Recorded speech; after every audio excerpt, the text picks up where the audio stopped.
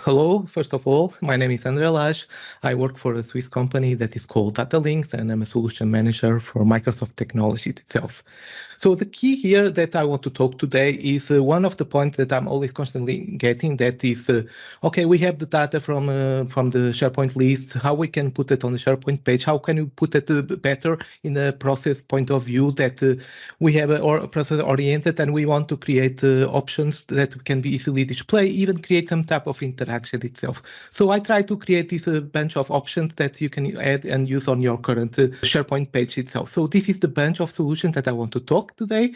And the idea here is to use the normal process when you create a list, you define your business content, and then this is the layer where the list formatting goes, that is with the content presentation, plus including some dynamic content. Here, I also include some SVGs that will include some movement during our content. So we have our process that you can easily identify when you go to your PowerPoint and you want to create some smart art like a pyramid or circles or a life cycle process. And I try to transform it also on the list formatting itself.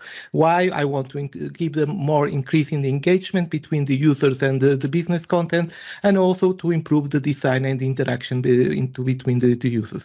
So the first one is the ability to create a process arrows. Basically, this is nothing more than a bunch of geometrical shapes that they are designed using the HTML, and also include some SVG files that they are generated on the fly. That's why you can see here, create the file SVG, and this will have some type of dynamic representation. As you can see also on the colors, there is one color that is stronger, and then there is another one that is not that strong. And what I do is I use the RGB plus opacity that create this harmony on the colors itself, plus the full process. Of course, all these controls that I have they are also fitted to work on the mobile view. So this is how the control is constructed. The second one is a life cycle process itself. A lot of times we already see this when we are doing some continuous integration, continuous development, but we also want to transmit it and to deploy and to show also to the main solution, to the users itself, that how we can use it and how we can produce it. So again, we use the same technique of using the geometrical shapes, and we use the combination of the process itself. At any moment, as you can see, the same way you can see it, you can also transform for the mobile view, and automatically will appear the content. As you see, block by block. Next one is the growth importance itself.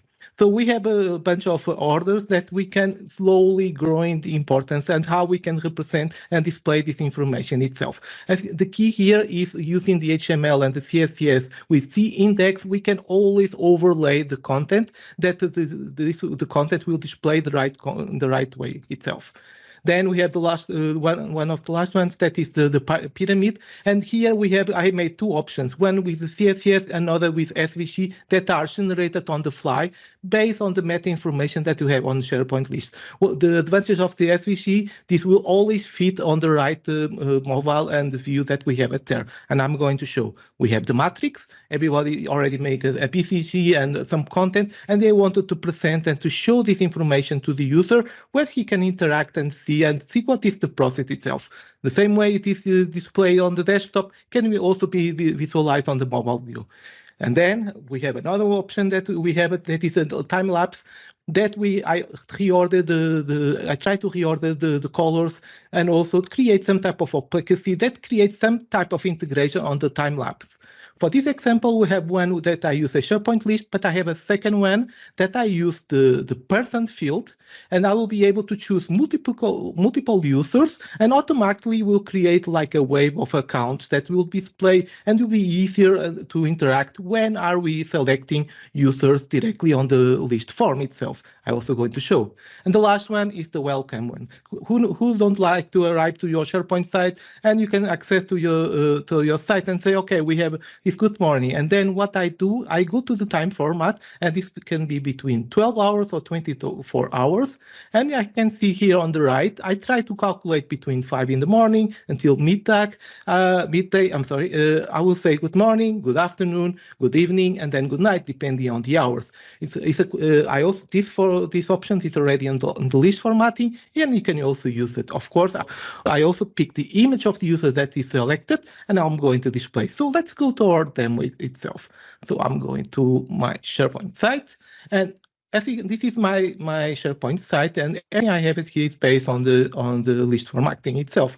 Like I told it on my last point, this is how we can present. We arrive to the site, we see our content display, and we have here our welcome. How this is done? If we go to the content, to the welcome, you're going to see there is a validation that I'm trying to validate between 5 in the morning until 12. Okay, this will be good morning. Of course, it will always depend if you are in US, if you are in Japan, or you are in Europe. The time will be, of course, different, and the calculation will be based on the date format that we get it on that moment. Of course, I pick the user, and then I also pick using the functions from list formatting. I also pick the user that is accessing on this moment itself. So returning to all the examples, let's go to the big ones, the ones that people like to have it. So we have here the full process itself, and you see there was some interaction itself. The first thing that we do is we have the information from the SharePoint list, and we can choose some content and colors that will interact with itself. And this is the RGBA with opacity.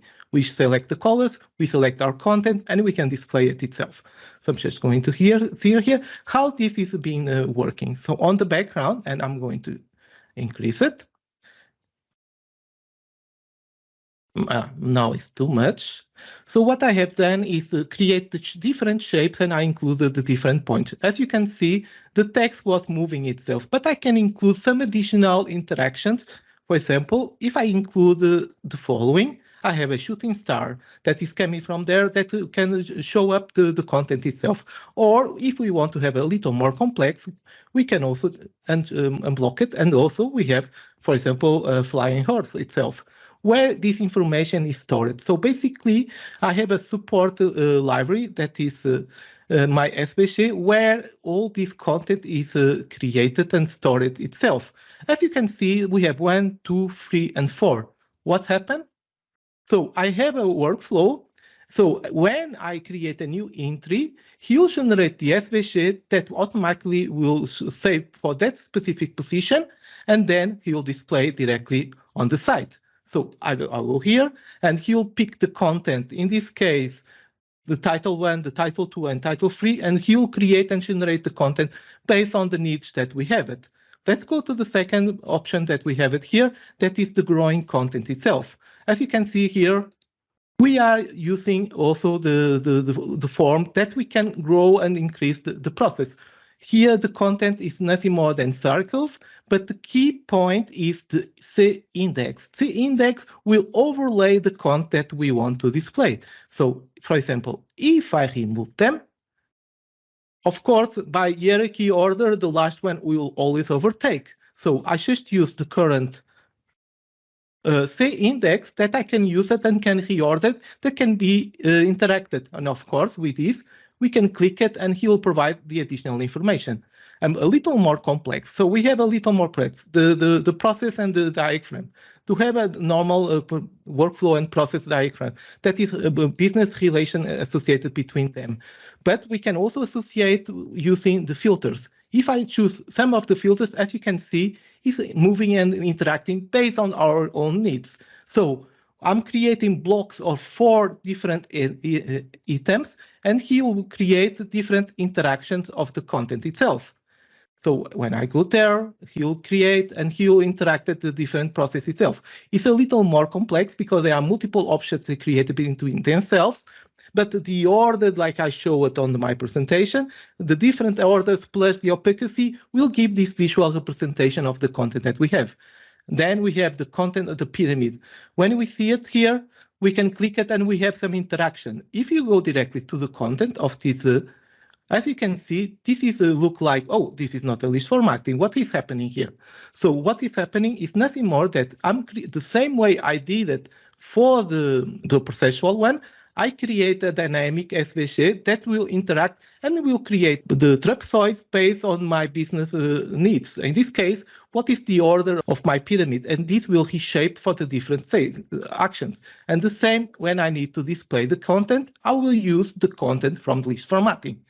What is the benefit of using this option? This with SVG, you can automatically fit to your own mobile phone. But if we use it only the CSS, this will be more restricted. So if we try to reduce it, this will not automatically fit. And so there is this challenge between HTML or SVG, and the SVG sometimes is better than using directly the CSS. It's just a question how we make dissociation, make the right content, and how we can easily interact with the current business. As you can see here, for the pyramid, only use HTML without the SVG. You just need to make a lot of calculation with a block of 4, and he'll create pyramids of every time for each one of the 4. We go return to our content itself, and then, as you can see, we are seeing already movement and content, and that is more easy and nice to interact with the user itself. Then we have the time lapse. What happened here is I create a sequence, and you can see that it's a union of the content that we are accessing here. And the same option that I use it for vertical, I also use for horizontal. So I'm going to access to my form for my list. As you can see here, I have a field from user that is called approvers, and automatically they are displaying the user and the image itself. If I remove it, he'll automatically rethink it. Imagine if you have 10 users and you want to have a better presentation, a better header on your SharePoint list. This operation can give you like a wave of how you can use your customer, and it's more easy and nice to interact with your content itself. So returning to the content, we also have the last point, that is the informatics, that is for matrix. How many times you need to create a PCG or some matrix, and you need to create this interaction itself using the content.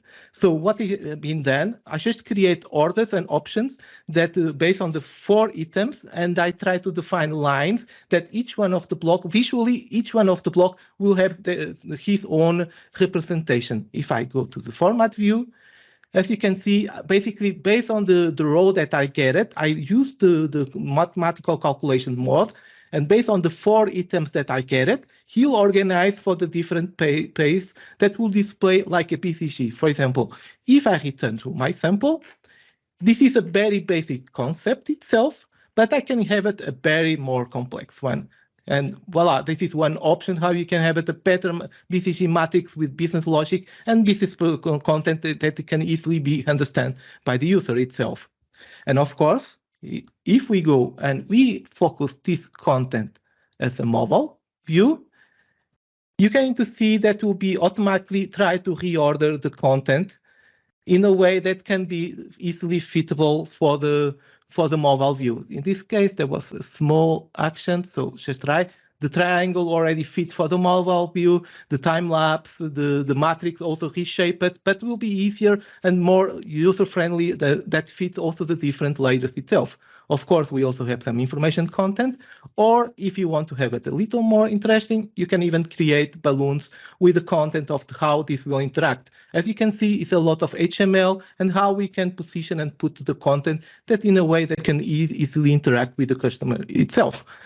And that's what I want to show. All these options, some I need to add, some already are in the list formatting.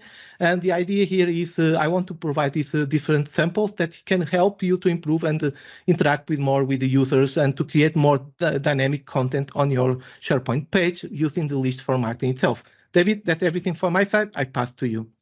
Okay, thank you, André. Woo, that is a lot of awesome stuff. I might have to go back and watch that a little slower because it is so much good stuff. We're going to have you back and show you just some in depth on a couple of those too, so that we can learn a little bit more. Really, really awesome.